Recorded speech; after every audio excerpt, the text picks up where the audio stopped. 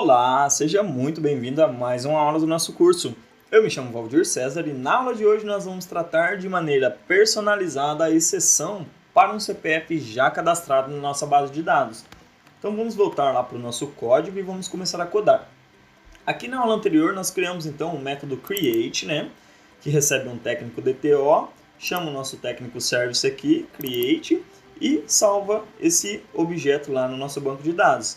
Só que ele está salvando o técnico mesmo que aquele CPF passado como parâmetro já exista no banco de dados, e isso não pode ocorrer. A gente tem que ter só um CPF na nossa base de dados. Nós podemos fazer isso colocando uma validação aqui no nosso campo CPF, no nosso atributo CPF, e colocar que ele é uma chave única. Só que eu vou fazer de uma maneira um pouco diferente para vocês verificarem que existem N maneiras para tratamento de exceções. Então aqui, quando a gente coloca essa anotação, ele vai lá no banco de dados, tenta salvar aquele técnico, como existe já aquele CPF, ele lança uma exceção. Essa exceção ela ocorre a nível de banco de dados. E o que eu vou fazer aqui é implementar um método que vai verificar se aquele CPF já existe. Se ele existir, então eu vou lançar a exceção para o usuário antes que a exceção ocorra a nível de banco de dados. Então isso é interessante também. Então vamos fazer o seguinte, a primeira coisa que eu vou fazer é criar um método aqui do tipo privado, só o nosso técnico service vai ter acesso a esse método. Ele vai retornar um técnico para a gente e eu vou chamar de findByCPF. Beleza, a gente vai receber um técnico DTO aqui, que eu vou chamar de OBJDTO, e aqui a gente vai implementar a nossa lógica. O que eu vou fazer? Eu vou fazer uma validação. O CPF existe no banco de dados? Se sim, nós vamos retornar aquele objeto. Se não, a gente retorna nulo. Então, eu vou fazer assim, vou instanciar um técnico aqui, que eu vou chamar de OBJ, que vai receber o nosso repository.findByCPF. Ele não tem esse método implementado por padrão aqui. Então, eu vou fazer dessa mesma forma aqui e vou passar como argumento o OBJDTO que nós recebemos como parâmetro .getCPF. getClass aqui é getCPF. Beleza? Então aqui ele está reclamando, olha, esse método não existe. Nós vamos criar então, clicando aqui na lâmpada, nós vamos vir aqui, create método findByCPF e ele cria aqui uma estrutura inicial para a gente. Aqui em cima eu vou adicionar uma query, então eu vou colocar a anotação @query e abre e fecha parênteses, aspas duplas. Nós vamos implementar aqui então, ele está reclamando porque eu não fiz o import da query aqui, beleza, fiz o import agora. E nós vamos fazer assim, select obj from técnico, ou melhor, pessoa, pode ser pessoa ou técnico, eu vou colocar técnico aqui, obj where obj.cpf seja igual ao CPF que nós recebemos como parâmetro ali, beleza? Então a gente pode fazer dessa forma aqui. Aqui eu vou fazer assim, vou colocar uma anotação @param, deixa eu ver aqui, esse carinha aqui, e vou passar um valor para esse carinha aqui. Então eu vou colocar aqui CPF. Então quando a gente for chamar esse método aqui, ele vai mostrar isso aqui para a gente lá, que a gente recebe um CPF aqui, que ele é do tipo string. Beleza, então o nosso método findByCPF na nossa camada de acesso a dados, ele está implementado. Lembrando, pessoal, que vocês têm que colocar dessa maneira aqui, o técnico ele tem que estar com um T maiúsculo, como nós fizemos na classe, porque senão ele vai dar um erro.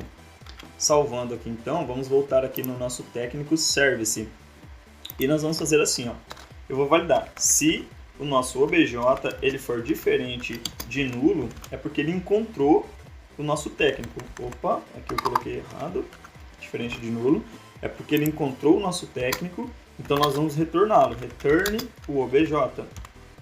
Caso contrário, nós retornamos nulo. Então, returne null. Beleza, então aqui o nosso método ele está implementado, só que ele não está sendo usado. Por isso que ele está com, com essa linha amarelada aqui. Então aqui, antes de eu dar um save nesse carinha aqui, eu vou fazer a validação se o CPF que ele passou como parâmetro já não existe na base de dados. Então é bem simples. Nós vamos fazer assim, se o nosso findByCPF passando obj como parâmetro, se ele for diferente de nulo, então se ele for aqui diferente de nulo, significa que ele recebeu, é que ele encontrou já um técnico com esse CPF na nossa base de dados e está retornando para a gente. Então eu vou lançar uma exceção, throw new, aí eu vou criar uma classe para a gente tratar essa exceção, porque ela é uma exceção de violação da integridade de dados. Então aqui no pacote exceptions, com o botão direito, eu vou vir aqui, criar uma nova classe, que eu vou chamar então de Data Integrity Violation Exception. Beleza, vamos clicar em Enter aqui. A gente já tem aqui uma classe Object Not Found que estende o Runtime Exception e tem aqui alguns construtores que já podem ser úteis para a gente. Então a gente pode copiar esse conteúdo aqui para cá. Ele vai reclamar por conta desse Object Not Found aqui, é o construtor do Data Integrity Violation Exception. Então alterando aqui ele já para de reclamar e a nossa classe está implementada. É muito simples, né? Então nós vamos voltar aqui no nosso técnico Service e nós vamos lançar uma exceção de Data Integrity Violation.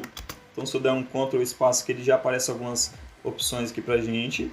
E vai ser esse carinha aqui, do nosso pacote, que nós vamos passar uma mensagem de erro personalizada. Então eu vou colocar aqui, CPF já cadastrado na base de dados. Beleza. Só que aqui, pessoal, nós estamos lançando a exceção, porém nós não temos um manipulador para essa exceção. Então a gente tem que criar um manipulador para essa exceção e lançar para o usuário, certo? Então a gente vai fazer o seguinte, eu vou voltar aqui no nosso pacote de exceptions, deixa eu ver porque que ele está reclamando aqui, é porque a gente ainda não salvou, né?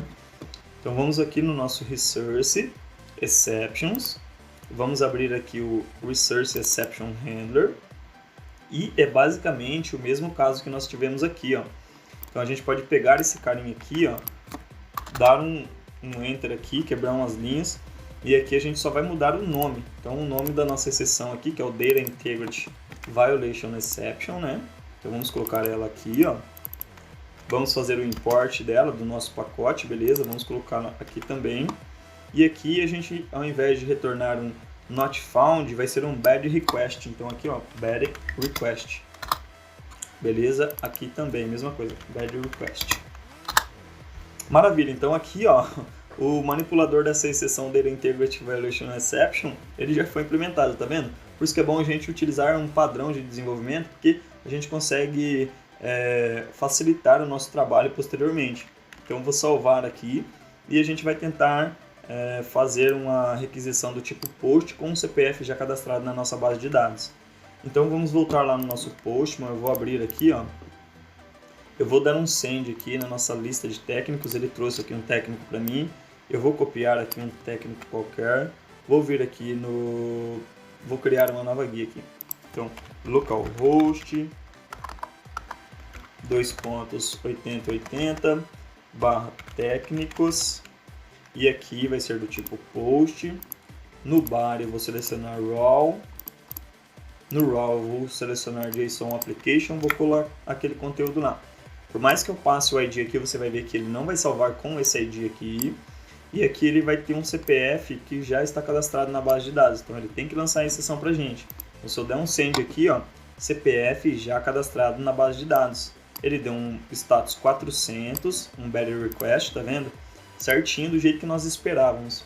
Então, pessoal, a exceção para um CPF já cadastrado na nossa base de dados, ela foi implementada e nós poderíamos implementar de outras maneiras também, colocando, como eu falei, a validação aqui no nosso atributo CPF, que ele vai ser uma chave única, né? Só que eu preferi dessa forma para mostrar que não existe uma só maneira de tratamento de exceção e essa nossa maneira aqui não está deixando a exceção ocorrer a nível de banco de dados. Então a gente já não tem esse problema com exceções lá no nosso banco de dados, tá bem? Beleza, pessoal, então para esta aula era isso, eu espero que vocês tenham gostado dessa aula, eu aguardo vocês para a próxima aula, um forte abraço, até mais!